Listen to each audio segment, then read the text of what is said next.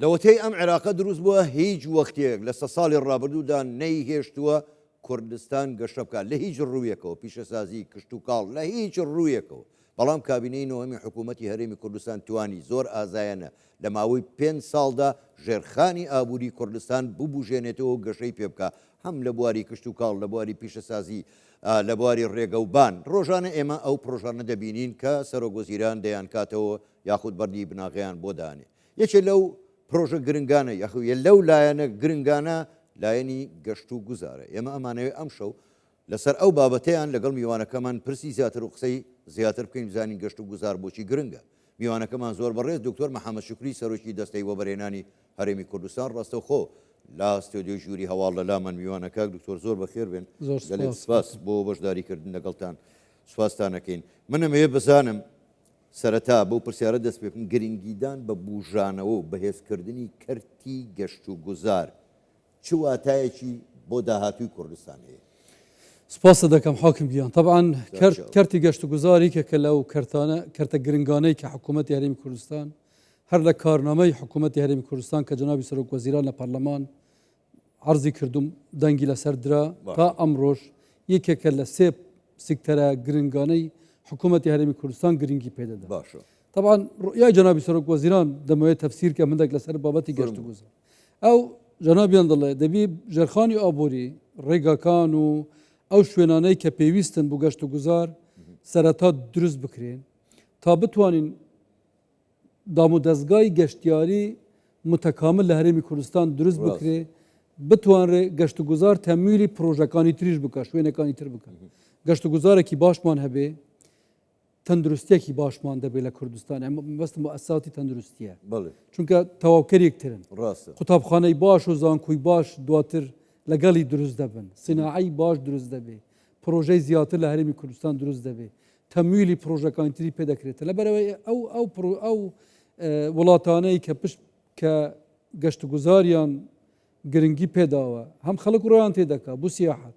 هەم بۆ بزنس و کاری ئابووری ڕۆیان تێدەکە بۆیە ڕؤیای حکوومەتی هەرێمی کوردستان و جەنابی سەرۆک وەزیران ئەوەیە کە بتوانرێ قاعدەیەکی یعنی بنەمایەکی ئەساسی باش بۆ گەشت و گوزار بپرسم کە دکتۆرەگەر تەماشاکەی ئەو وڵاتانی حتا لەوانەی دەور و پشتمان تورکیا وڵاتانی تر مەسەن فەرەنسا ئیتالیا ئیسپانیا ئەوەندەی گرنگیان بە گەشت و گوزاردا و لە گەشت و گوزارەوە سەرمایەکی زۆریان بۆ دێ ئێمە لە کوردستان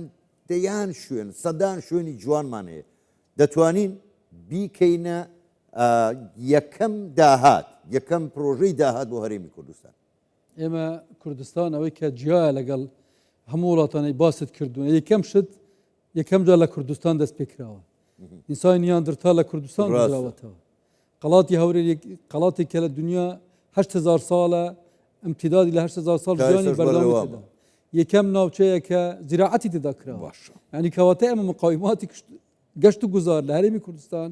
دەتوانم بڵێم ئەو ناوچەی کە ئێمە تێداین امتدادی ناوچەکانی تری ئەوەی ناوی لەدەن ڕێ میزۆپۆتامیا و ئەوانە کە کوردستان امتدادێکە بوو دەشتە سەر ئەو ناوچانەش یعنی مقاوماتێک یەکجار زۆر گەورەمان هەیە کە بتوانین یعنی سیاحەتێکی زۆر گرنگ لە کوردستان دروست بکرێتن. ئێمە لە پارێزگای وەکو پارێزگایکی وەکو دهۆک با بڵێن 206 شوێنی ئەسەریمان هەیە کە ئەگەر گرنگیان پێ بدرێتن ساڵانە بە هزاران گەشتیار ڕۆیان تێدەکەن جگەلەوەی لە هەولێر بە سەدان شوێن هەیە لە سلێمانی هەیە لە چەمچەماڵ لە کفری هەیە لە هەڵەبجە هەیە لە سۆران هەیە لە ئامێدیە لە ئاکرێ لە هەموو ئەو ناوچانە ئێمە امتدادێکی یەکجار زۆری تاریخیمانە کە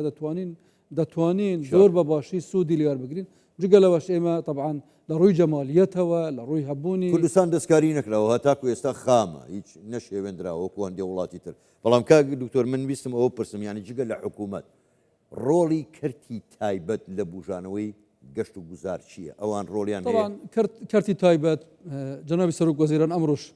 لە وتارەکەی باسی کرد هەمیشە جەنابیان ئاماژە پێدەدا کە کەرتی تایبەت شەریکێکی ڕاستەقینەیە لەگەڵ حکوومەتی هەرێمی کوردستان لە بژانەوەی ئابووری لە هەرێمی کوردستان ئەمە بە فعلیش لە هەرێمی کوردستان جێبەجێ کراوە. ئێمە لە ئەمتیدادی ڕۆژی یەکەمی دەستپێکردنی کابینەی نوێم تا ئەمڕۆ پرۆژە گەورە و استراتیجەکانی حکوومەت ینی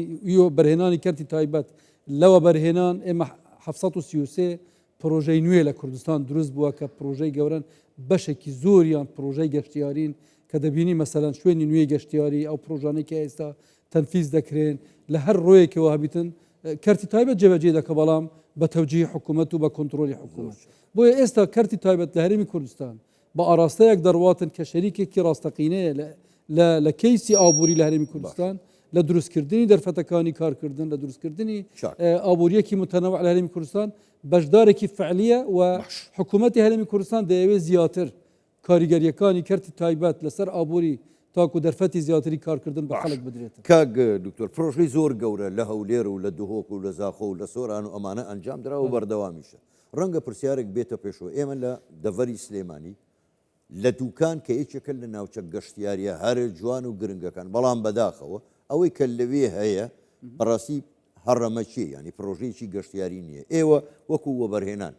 دەستەی وەبەرهێنان لە هەرێمی کوردستان هیچ پرۆژەتان هەیە بۆ دوکان بۆ نمونەڵەوە ماستەر پلانی گەشتگوزاری دوکان تەواو بووە و دراوەتەوە بەرهێنەریش لەسەر هەندێک کێشەی تەکنیکی ماوەتەوە بۆ جێبەجێکردن بە تایبەتی تعویزی ئەوانەی کە لەوێ هەندێک ئەملاکیانە هەندشتیانە ئینشاءڵڵا ئەو مەشاکلە تەکنیکیانە بەسیتانە خلاص بن ماستەر پلانێکی زۆر متەکامل بوو دوکان هەیە کە سەرمایەکەی سەرۆ 2 میلیارد دلاری ئەمریکیە کەوا دەکا ئەو شوێنە گۆڕانکاریێکی یەکجار زۆر لە داهاتوودا بەخۆوە دەبینێتن ئینشاءڵڵا لە مودەیەکی نزیک دەست پێ بکرێ و لە مودەیەکی نزیکیش تەواو بکرێت تاکو ئەو شوێنە سیاحیە بە دروستی وەکو خۆی سۆ دوێر بژیرێت ئەوە هەواڵێکی خۆش بوو دەستی خۆش بێ بەڵام پرسیارێکی تر هەیە کاک دکتۆریانی ئێستا ئەوانەی کە دەبینن باسی کەرتی تایبەتمان کرد لەگەڵ حکوومەت ئایا کەرتی تایبەت ینی کۆمپانیای زەبەلاحی دەرەوە بیانی ڕۆڵیان هەیە یان دەیانەوێ بێنە هەرێمی کوردستان ڕێیان پێدەدرێ کار بکەن لە کوردستان لە بواری گەشت و گوزار ئێمە لە گەشت و گوزار چەند براندێکی هۆتێلمان لە کوردستان هەیە کە براندی عالەمین بۆ نمونە دروستکردنی هۆتێلی ڕادیۆسن بلۆ لەسەر چیای کۆڕک یەکێکە لە بەشداریەکانی وەبەرهێنەرانی بیانی لەگەڵ وەبەرهێنەرانی ناوخۆیی لە دروستکردنی ئەو هۆتێلە و ئیدارەکردنی طبعا پرۆژە گەشتیاریەکان هەمووی ئەو پرۆژە گەشتیارانەی کە تەلفریکی تێدایە یانیش ئەلعابی تێدا یان بە شێوەیەکی متەکامل وەکو پرۆژەی گەشتیاری دەناسرێتن شەریکێکی ئەژنەبی هەیە یانیش بە تەمویلێکی ئەژنەبی جێبەجێ دەکرێتن لەبەرەوەی کۆمپانیا گەورەکان دەتوانن ئەو جۆرە کەرستانە دروست بکەن بۆ نمونە تەلفریکی کۆڕەکە تەلفریکی دهۆکە ئێستا کە لە کارکردندان کە شەریکاتی ئەوروپی دروستیان کردووە لە دوایین تەلفریکیش کە دروست دەکرێتن پرۆژەی گەشتیاری متەکاملی گەلی عەلی بە کە تا دەگەیە بێخاڵ و لەسەر ئەو ڕێڕەوە تەلفریکە 11 کیلومترێکە هەیە و بەرهێنەری ناوخۆیی لەگەڵ شەریکاتی ئیتالی ئەو تەلفریکەدا دەنرێتن کە مەجالێکی یەکجار زۆر فراوان بوو داهاتوش بۆ شەریکاتی ئەژنەبی هەیە کە بتوانن لە هەرێمی کوردستان کار بکەن لەبەرەوەی قانونی وەبەرهێنان هەم ئەمتیازێکی یەکجار زۆری داوەتەوە بەرهێنەران لە بواری گەشتیاریدا و هەمیش ئەو ئەمتیازاتانە لە قانونی وەبەرهێنان بوو گەشتیاری بەردەوام نوێژ دەبنەوە تاکو گرنگی زیاتر بە کەرتی گەشتیاری لە هەرێمی کوردستان بدرێتن زۆر باشە کاک دکتۆر با بینە سەر پرۆژەکەی ئەمڕۆ ڕێڕەوی ژیان بەڕاستی لێچێکە لە پرۆژە هەرێک گرنگەکان چووکە بە دەوری هەولێرا دەخولێت چ گۆڕانکاریەکە ئەم پرۆژەیە لەگەڵ پشتێنەی سەوزی هەولێر ئەگەر بەیەکیانە و بەستینەوە ئەمە طبعا هەم پشتێنەی ساوز هەمیش ڕێڕەوی ژیان کە ئەمڕۆ جەنابی سەرۆک وەزیران بەردی بناغی دانرا دوو پرۆژەی زۆر گەورە و استراتیژی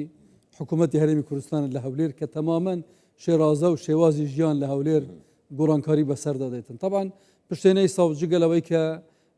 ئۆکسسیجینێکی زیاتر بوو خەڵکی هەولێر دروست دەکا دەرفەتی کار بۆ هزاران خەڵک لە هەرێمی کوردستان دروست دەکا و دەرفەتی قازانجیش بۆ ملیۆنەها دۆلار دەداتە خەڵک بەهۆی ئەوەی کە زەیتون و فستەقە کە دوو کەرەستەی اقتصادین و دەتوانرێ سوودی هەبێ جگەلەوەی چەندین پارک و چەندین شوێنی بازرگانی لەناو ئەو پشتێنە سەوزە دروست دەکرێتن ڕێڕەوی ژیان کە ناوەکی پڕ بە پێستی خۆی ژیانێکی نوێ بە هەولێر دەبەخشرێ بەوەی کە ئێمە لەو ڕێڕەوەدا چەندین بحیرە دروست دەکرێت لە هەردوو ڕۆی بحیرەکە و ڕێڕەوەکە سەرتر لە 25 کیلومتر تو دەتوانی کاری تەرفیهی و بزنس و بازرگانی و گەشتیاری جگەلەوەی لە هەولێر ئێمە شوێنێکی تایبەتمان نییە خەڵک هاتوچووی لێ بکە و پاسکی لێخۆڕی ئەمە 25 کیلومتر چۆن 25 کیلومتر هاتنەوە یعنی ڕێڕەوەک یەکجار زۆرە هەم ژیانێکی نوێ هەمیش لە ڕۆی ڕلاکس ینی خەڵک بتوانانی ئیسراحەتی لێ بکە ئیسراحەتە شوێنی بازرگانیە شوێنی جوانکاریە هەولێرێکی نوێ جنابی سەرۆک وەزیران ئاماژەی کرد ئەمڕۆ لە وتارەکەی گوتی کوردستان هەموو ناوچەکان دەبی ناوچەی زێڕین بن نابی هیچ جیاوازێک لە بینی هیچ ناوچەیەک بکرێتن کە ئەمە مژدەیەکی زۆر باشە بۆ خەڵکی کوردستان کە حکوومەتی هەرێمی کوردستان جنابی سەرۆک وەزیران گرنگی بە هەموو ناوچەکان دەدا و هەموو ناوچەکانیش پێکەوە دەبنە ناوچەی زێڕین و لە ڕووی اقتصادیەوە سەردەکەوە دەستی خۆش بە کاتم زۆر کەم ماوە کاک دکتۆر من دەمێ پرسیارێکی کارچەنە پرسیارم زۆر بوو ئایا ئەم پرۆژانەی کە دەکرێت وا ناکە ئیتر لە زانکۆ و پەیمانگەکان بەشێکە بێ بۆ بەشی گەشت و گوزار نازانم هەیە ئێستا هانی قوتابیان نادا ئیتر بڕۆنە ئەو بەشانە بخوێنن چونکە مستەقبلێکی باشی هەیە دەزانێت کاک حاکم ئێستا زانکۆکانی هەرێمی کوردستانیش زانکۆە پەیمانگەیە قوتابخانەیە الحەمدوللا سیستەمی پەروەردە لە هەرێمی کوردستان زایدن خوێندنی باڵا پێشکەوتنێکێک جار زۆری بەخوا بینیوە باشترین زانکۆما لە کوردستان هەیە باشترین قوتابخانە هەیە جیلێکی نوێ دروست بووە کە توانای کونێکشنی عالەمی هەیە نەک لە ناوخۆ بەتەنێ کوردستان دەتوانانی لە چەند ساڵی داهاتوو بە هزاران دەرفەتی کارکردنی بۆ گەنجەکانی ئێمە لە دەرەوەی کوردستان دابین بکە بۆ بەشی گەشت و گوزاریش تەبعاً بەشی گەشت و گوزار لە زۆربەی پارێزگاکانی هەرێمی کوردستان هەیە بەشتی کشتتوکاڵ هەیە بەشی پیشەسازی هەیە خەریکین ئێستا قوتابخانە و ئامادەیی و پەیمانگای پیشەیی دابڕێتن کە خەڵک فێرە ئیشکردن بیتن لەگەڵ ئەوەشدا پرۆژەکانی حکوومەتی هەرێمی کوردستان لەوەی ڕێڕەوی ژیانە پشتێنەی سەوزە زاخۆیە دوکانە هەڵەبجەیە بە هزاران دەرفەتی کار بۆ گەنجانی ئێمە لە کەرتی تایبەت دەرەخسێ کە خەڵک دەتوانێت ژیانێکی ئاسوودە لە کوردستانێکی باشتر و بەهێزتر لە داهاتوودا بژێت دەست خۆش هەربژی زۆر بەڕێ دکتۆر محەممەد شکری سەرۆکی دەستی بۆ بەرهێنانی هەرێمی کوردستان گەلێک سپاس بۆ بۆ بەشداریکردنتان لەگەڵمان کاتێکی خۆش